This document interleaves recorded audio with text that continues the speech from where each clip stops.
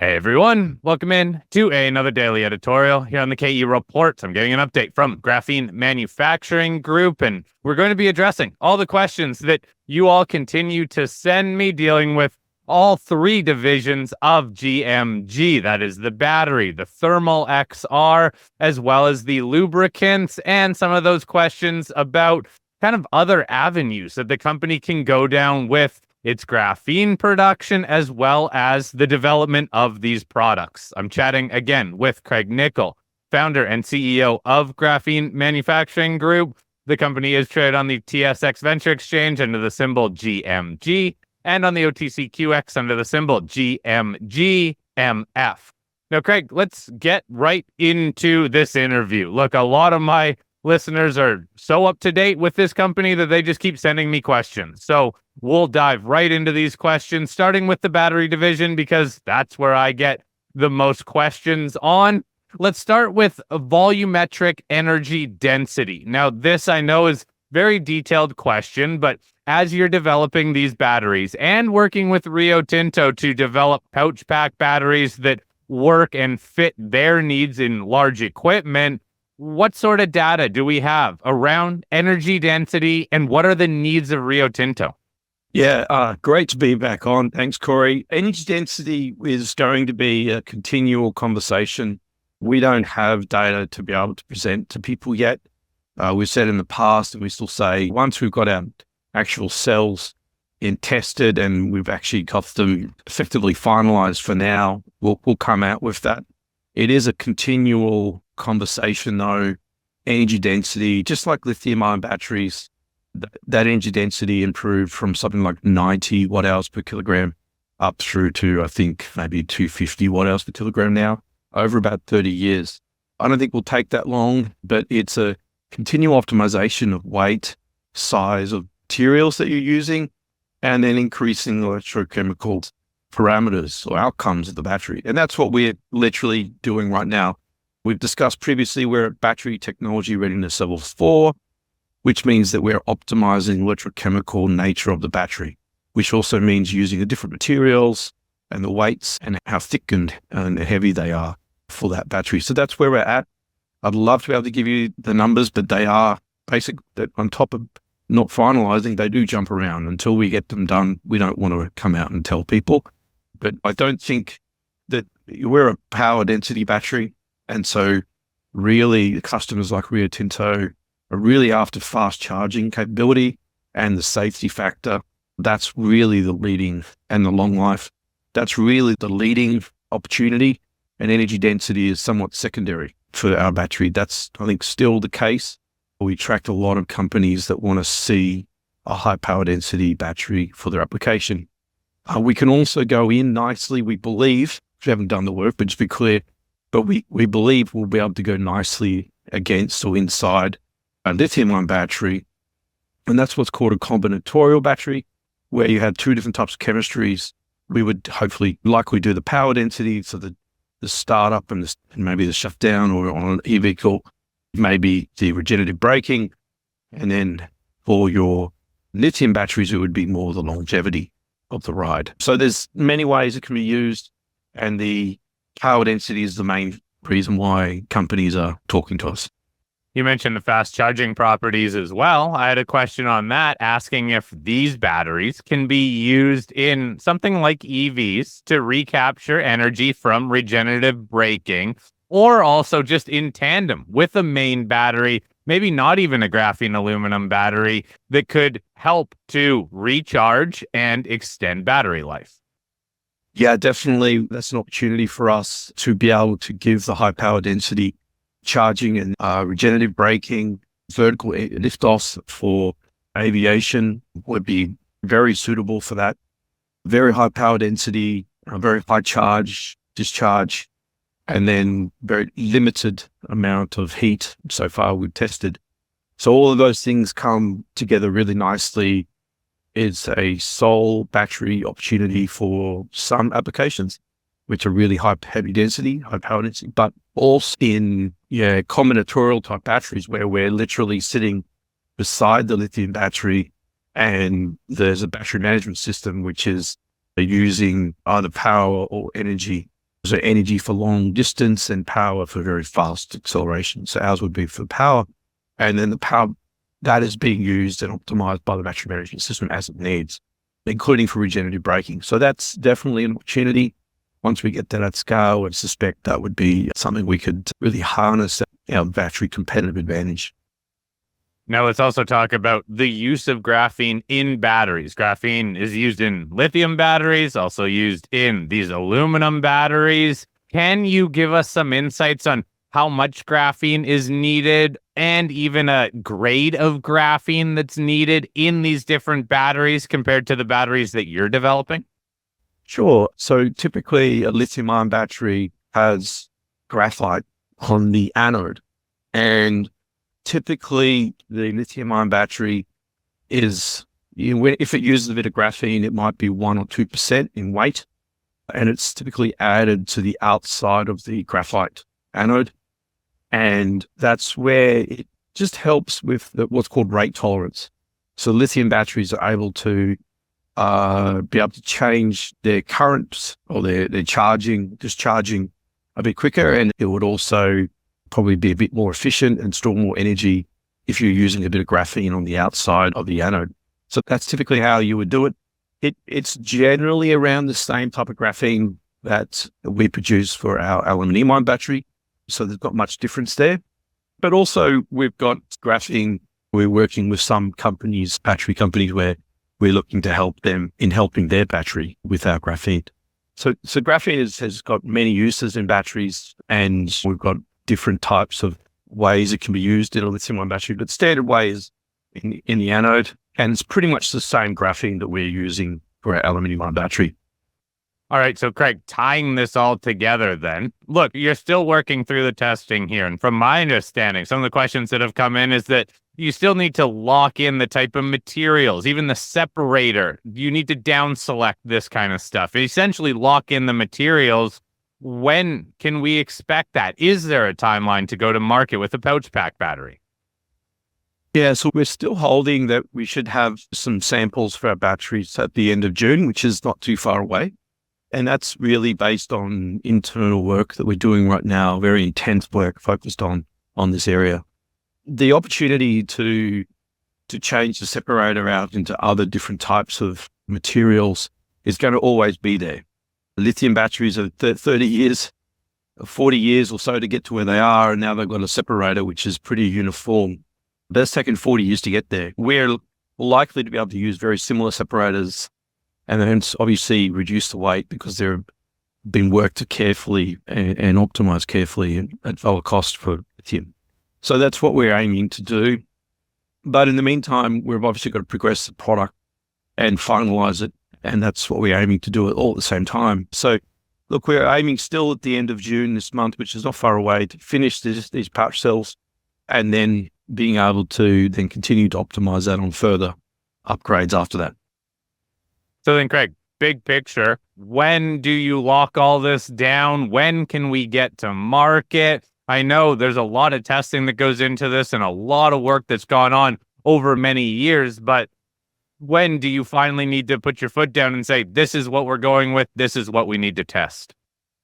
Yeah, and we've got a battery pilot plant, which we aim to make an investment, hopefully sometime this year, and they have that up at the and ready to be produced next year. And so that's really when we start to have it completely locked down, because you have a plant that you've built that's fashioned around or designed around the process that you need to make the battery. Every little step of the making and all that needs to be locked down before you buy the pilot plant. So there's certainly going to be a big step in once we invest in that pilot plant, that we've got a lot of it locked down. And then throughout the following year, you'd still be optimizing and then look at really locking it final down as we start to go to production next year. All right, let's also move over to the Thermal XR division. Question came in asking if Rio Tinto, your partner there, development partner in the pouch packs, are they testing the TXR or the lubricants to use in their products? Yeah, probably just have to be careful about your confidentiality, but I think best to describe, we've got a number of large companies testing these products, and Rio Tinto and GMG signed an agreement to work on all three products some years ago. So there's a lot of evidence to show we can support large companies in reducing their emissions through using our thermal XR coating products. And that list of companies working with globally is growing, all different types, even personal electronics companies that are looking at how to take the heat away. And then certainly manufacturers of different types of equipment, large energy producers, and obviously large mining mineral housing companies as well. So lots of broad applications on the ability to remove heat. It's very much a topic of big interest from a number of companies. Oh, I'm sure it is. Let's also get an update on the U.S. approvals. It's something we've talked about, how you had to go back to the EPA to change up the approval process. You weren't getting a special exemption for the first avenue you went down. Where do we stand on that now? Yeah, we're very close to probably submitting that. Once it's submitted and once it's final, we'll definitely be telling people. We know there are a lot of people interested in this, a lot of shareholders and stakeholders interested. There's the interest in America is growing. We've got some large companies looking at doing demonstration tests in America, which is great. It's obviously the largest air conditioning coating market, especially for aftermarket in the world. So that's great. The EPA application's pretty much there. We're having great conversations ongoing. And I think once we can see that, we should be good to push that through for a whole lot better confidence level than prior. I think there were some things that we went through with the EPA prior, which I think the EPA has come out the other side now and have got a view on nanomaterials, which is now we're able to talk to them about that view, and that's really helping us to really submit the best application, which is going to be a full submission and a full approval. Not necessarily a limited approval, which we're trying to do before. Okay. Some of the other questions that have come in involving other avenues that the company can go down. One of my listeners noted that Australia's primary electricity provider recently announced that they would begin charging rooftop solar owners for feeding their excess generation into the grid. There's a lot of these rooftop solar owners out there. So a question was, is there a possibility here that your batteries, GMG's battery tech, could develop a product that could be used in this market to store up home energy? Yeah, I think that's an end game for us, is to be in that market. I think our batteries out and their safety and their longevity, I think would fit that market quite well. But of course, right now we are definitely focused on our main customer and customers in the mining and mineral space because of their partnership we have with them. But eventually our battery be able to help there will definitely be, I think it's got some definitely strong competitive advantages. So in terms of the graphene production that the company has, one of the byproducts, I think one of the only byproducts is hydrogen. Do you have a plan to capture hydrogen as a byproduct and who knows, maybe monetize that aspect of it? Yeah, for now, our focus is on powering our process, because the hydrogen is obviously still contains methane. And therefore the conversation that we're having is, at what point do we have enough hydrogen to be economic to pull out to power and to provide to another hydrogen company? But right now, to then go market that, right now we're really focused on the graphene quality, the graphene production process. So that's where we're starting. That's where we're staying. At scale, I think there is a huge opportunity to actually have large battery production and large amount of hydrogen production. But that, I think still then we might still use that just to power our process, because it is pretty much almost self-powering by the hydrogen and the methane. So I think that's kind of where we're at right now. We've looked at hydrogen many times before, lots of really big companies interested in working with us on that basis.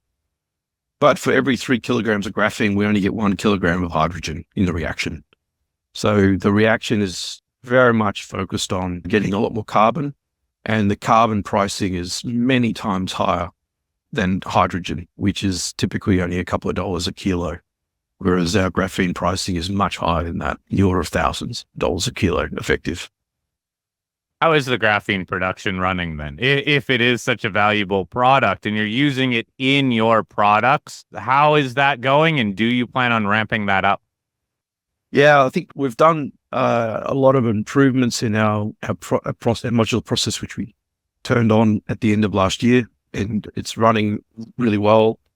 Long days, no problems, and we're getting quite good graphene, probably some of the best graphene we've made ever, and at higher production rates than we probably ever had. So our new modular plant has certainly been a success in that regard, and I think in many other regards as well. We can turn on new production equipment, but right now we're just focusing on, and pretty quickly. Right now we're really focusing on the quality. It's all about quality, because the smaller the amount of graphene you can use, you can get a bigger outcome and then a better performance in the product. So that's really what we're focusing on. And our integration of our graphene production with battery testing, with graphene production and thermal XR and G-lubricant testing is the reason for our strengths of our company. It really pays a lot of dividends in that space, being able to have the graphene virtual dividend. It pays the ability to have such an integration of graphene quality and performance of these downstream products that it makes us almost very difficult to compete with, because that's a really big strength of our company, and don't see how you can really do those three products without actually really having your inbuilt graphene production. All right, Craig, final question then. News flow. What should investors be watching out for that hopefully just drives home the fact that the battery division, the TXR division, it's all moving forward? Yeah, look, there's thermal XR conversations with large companies that are progressing well. Really hope to put the EPA approval submission in shortly. Battery pouch cell announcements, we hope to have them out shortly. And G-lubricant data, which we're working through. That's a very difficult product to get data on to make sure it's 100% reliable and signed off by everyone, including our different reviewers. So those are the areas that we're working on. Those things enable the company to go forward. Obviously, we're getting revenue coming in where we've got revenues in different countries, switching on different distributors. This is all for thermal XR. And we have a number of very large companies looking at some kind of partnerships with us from a number of different points of view. They're all in discussions right now, but all of it progressing the company towards end goal of having a large business, graphene production, thermal XR production, sales, and same with battery production as well, with G-lubricants coming in as well. So all of them progressing well, and the more interest we get in all of those areas obviously progresses the business in total more further. All right, Craig, thank you very much for this update. Everyone, thank you for continuing to send me your questions. Keep on sending them to me, and I'll keep on following up with Craig, just like we did in this interview. There wasn't any news that came out since my last call with Craig, but there was enough questions for us to do another one of these interviews. So please keep sending me those to you, or please keep sending those to me, and I will follow up with Craig as the company releases more news. Craig, thank you very much for your time. I appreciate your time addressing these updates. Great to talk, and talk soon, Corey. Thanks.